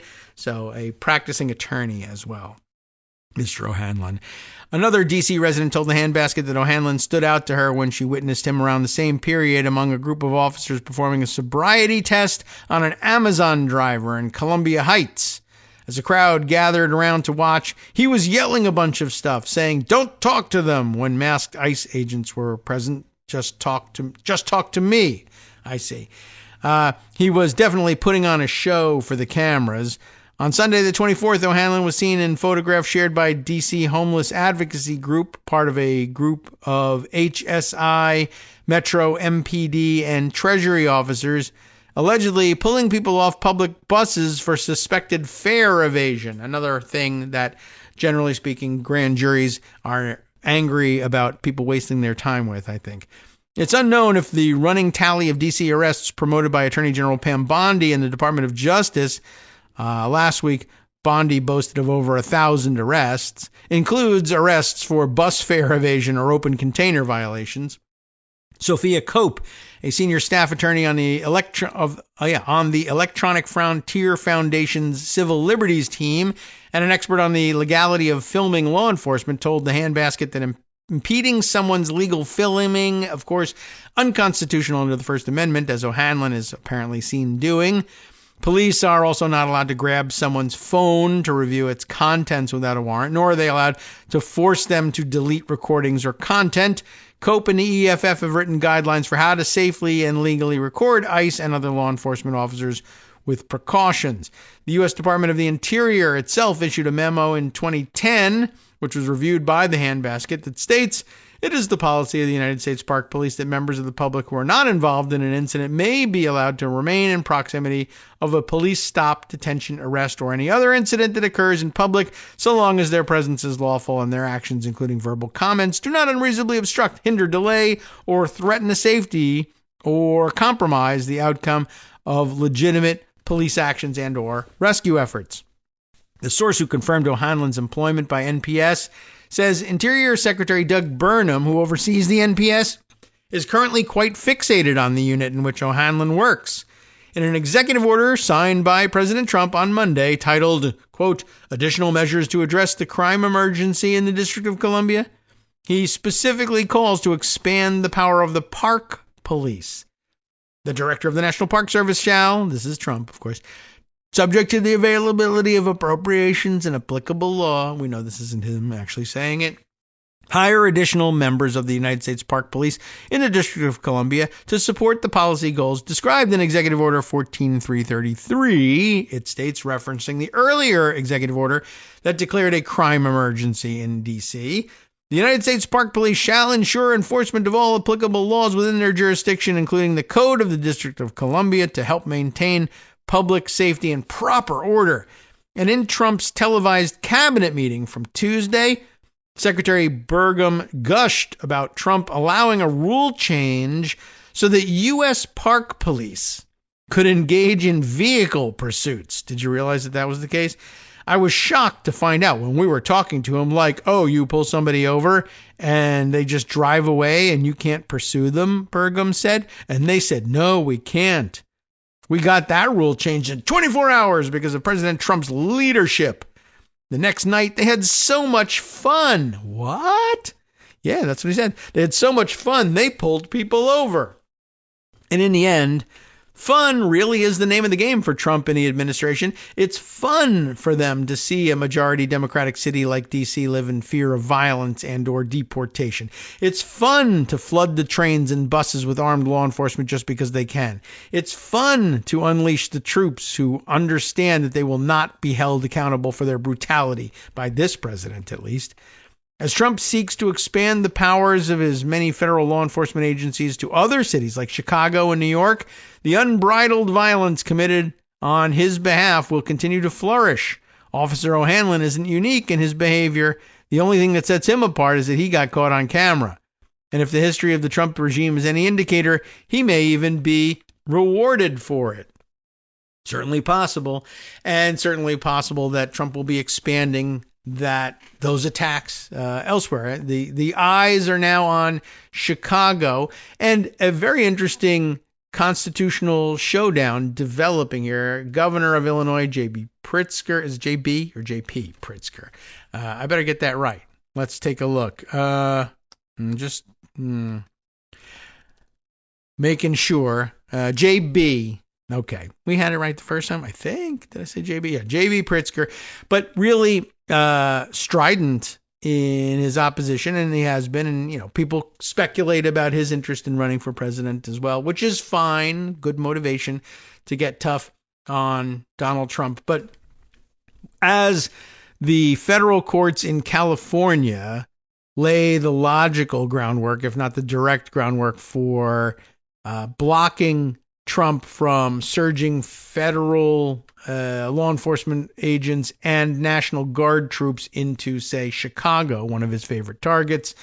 But as they say that it was illegal to do in LA, it should likewise be illegal to do in Chicago. But it doesn't say Chicago. So Trump appears to insist that he will be trying it. And J.B. Pritzker apparently had, I missed the press conference, but lots of praise for his performance in the press conference, essentially saying, no, we can't sit by and allow this to continue to happen as though it's normal.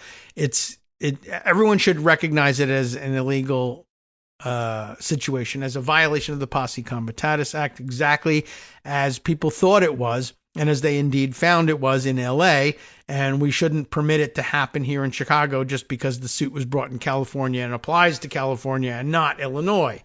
I don't know exactly what he said, but well, anyway, like I said, widespread praise for it. But we're in a situation where you might find that the president of the United States is saying, we're going to send troops to Chicago. And the governor of Illinois says, the hell you will. I don't know whether he's at that point, but, what happens? How does that resolve itself if you're sending, for instance, apparently Texas, once again, very interested in dispatching its National Guard to aid in this campaign, and it is a campaign event against Illinois and Chicago, and specifically. I do wonder, well, like, supposing the governor of Illinois declares there to be some sort of an emergency, since you can now do that, at your whim whenever you see an emergency, and close the roads that the Texas National Guard is using to make its way through Illinois on its way to Chicago, or from the airport, more likely, to their deployments in Chicago. Is that something you can do? I don't know. What if, would be interesting to see, supposing the Illinois National Guard is dispatched to Texas while the Texas National Guard is in Illinois. I'm not certain would there be authorization for it? I doubt it. I don't know if the governor of Illinois can dispatch troops without a request from the governor of Texas. But it'd be interesting to see what happens if you send them. I mean, you might be able to say, in the end, lawfully speaking, they're not supposed to be here. So having the governor of Texas reject their presence is one thing legally. But I mean, what does it mean to reject their presence? Like, supposing they're just rolling along with guns and trucks and tanks on their way to Austin. Just, to see what happens. I don't know. It'd be very interesting, though, to see, just logically speaking, logistically and legally, it would be problematic. But I'd be interested logically in what's the objection of the governor of Texas? What sensible objection can he make to the presence of Illinois National Guard troops in his cities when he has dispatched Texas National Guard troops to Illinois' cities? And I'm not sure they'll point at, well, this is the lawful order from the president. Well, is there such a thing from this president? I don't know. And seeing as how it's been unlawful when applied in Los Angeles, I'm not certain why you think you're doing this under color of law, but doesn't say Texas can't go to Illinois. It says Texas can't go to Los Angeles. And yet you did. So anyway, it's a very, very interesting situation being set up there. I'd like to see how it resolves itself, but actually I'd rather not see how it resolves itself. I'd rather it just stop. All right, let's see a couple of other things that we probably should add on. Maybe as we pointed out, or Greg raised the story of the Fifth Circuit rejecting the use of the Alien Enemies Act for deportations, plus the federal courts finding that the use of the National Guard in LA was illegal. I guess I have, among a few other things, I've got some reporting from the Times, New York Times, on the Chicago situation, just so we can put something on the record that actually wasn't just being recalled off the top of my head. President's reference to sending troops to Chicago draws Illinois leaders' ire, is the milquetoast headline assigned to it. Where things stand, this is one of those live update columns. Chicago crackdown, that they give that the name. Like Alligator Alcatraz, they're sort of glorifying the nonsense and pretending that there's a real claim behind this stuff by giving it a fun tag. Chicago crackdown. President Trump promised a federal crackdown on crime in Chicago, answering a question about deploying the National Guard there by saying, "We're going in," without saying when. His administration has plans to deploy hundreds of Homeland Security officers to the city for immigration enforcement. Illinois officials pushed back against the plan. Meanwhile, a federal judge in California said Mr. Trump broke the law by sending 5,000 Marines and National Guard troops to Los Angeles to quell immigration protests. And that's just one of the few top stories that they're updating in the rotating cast of updaters. There's the Venezuela boat strike, which we mentioned earlier today and should probably put on the record more thoroughly. Trump says the U.S. attacked a boat carrying Venezuelan gang members, killing 11 people along the way, by the way. Trump said on Tuesday that the U.S. had carried out a strike against a boat carrying drugs and killed 11, quote, terrorists.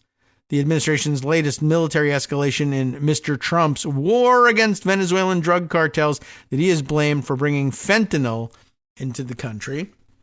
Remember, of course, Trump has ended now 10 wars, but he's starting another one in Venezuela.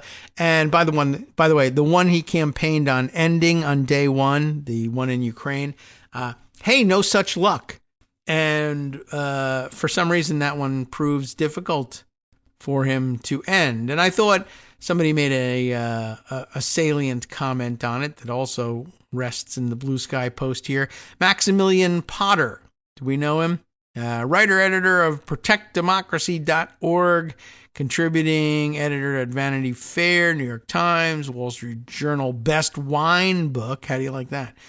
So, among other things, a wine enthusiast, but pointing out that with using CNN's reporting, which on social media reports following his summit with Putin, Trump is growing increasingly frustrated, that's the way they put it, with the lack of tangible progress he's made in ending the war in Ukraine, and is contemplating how involved he should be in personally brokering a meeting between Kremlin and Ukrainian leaders, administration officials tell CNN. And, mildly put, to say the least, Maximilian Potter pointing out quite correctly, why is it so hard to just report this, what's so obvious here? He failed. He went on and on during the campaign and ever since about how Putin respected him and had no respect for Biden, how he could and would end this war like no one else could. Once again, it was BS. The idiot in chief got played and owned. Right? So why not just put it that way? And it is true. This is an abject failure. I know it was I guess you could get away with saying mere puffery, to borrow from business law, about Trump saying, well, I'll end it on day one or 24 hours. But I mean, it was a major theme of his campaign, and you're allowed to hold people to account for something that they say over and over and over again as a major theme of their campaign. What happened to ending it on day one? I always knew that was stupid for you to claim, but it's been day 100 already, and already, day 10 past a special summit 10 plus that you called with Putin for the purpose of making a deal. Pardon me. Making a deal to end that war. And not only was there no deal, but the war has escalated. And why not just say, yeah, this is an abject failure of a major point of Trump's campaign, his whole point for returning to office, the major difference between him and Biden. Putin didn't respect Biden, but did respect Trump and would end this war fast, if not 24 hours. Well, it's going on, like I said, a couple weeks since a special deal was called 150 days into the administration. He couldn't do it. This is a really huge failure, but it's really not being discussed that way. And, it's odd, to say the least. And once again, all you can do is conclude that this is kind of what they want to do for Trump. Meanwhile, our time together has come to an end, but I guess they're beginning the big press conference. They've already got it underway at the Capitol. Thomas Massie leading a press conference about his discharge petition. Murdery Trader Green, by the way, coming out to align herself with him, very interestingly, and apparently members of the crowd saying, giving her a hard time and saying this isn't gonna repair your reputation, MTG. Sorry, a little too late, but I'm sure among her colleagues she feels fairly comfortable. But the crowd is restless, and of course the victims of Epstein's reign o' terror will be speaking as well. And I guess the flyover is happening in honor, I say, of Jeffrey Epstein. Even if the descriptions coming out of the White House would differ. All right. Like I said, time for us to start handing things over to Justice Putnam now for the West Coast Cookbook and Speakeasy coming up next right here on Netroots Radio. And as we have come to the end of our time here, there's still much more to discuss in the 2 shows left this week. But let's see how many things Justice has rescued us, pulled our bacon out of the fire here by covering if we have missed it and previewing for later in the week. Well, let's see. First of all, MAGA leaders in Congress instantly folded, what do you know, during a contentious cross-examination at a heated hearing about Trump's cover-up of his dark past, and I think you know what dark past that is, Epstein. Then on the rest of the menu for today, the just resigned director of the CDC's National Center for Immunization and Respiratory Disease accused Robert F. Kennedy Jr. of promoting eugenics. That'll be fun and exciting and safe for all. Concerns about possible deportation are at the top of mind as Oregon's roughly 500,000 students return to their classrooms. And Trump is moving the Space Command from its fortified base buried deep in the Rocky Mountains to an area out in the open in the Redneck Riviera of Alabama. Sounds strategic. How about world news? NATO working to thwart Russia's jamming of civilian flights 2 days after the jet-carrying European Commission President Ursula von der Leyen was targeted, and the shooting death of an Indonesian diplomat in Peru investigated as a contract killing. Yikes. You have been listening to Kagro in the morning with David Waldman. Well, we always appreciate the international focus of the West Coast Cookbook and Speakeasy because that one probably wasn't going to make our radar anytime soon. Contract-killing shooting death of an Indonesian diplomat in Peru. Well, thanks, Justice, for having an eye out around the country and around the world. As always, we will see you tomorrow.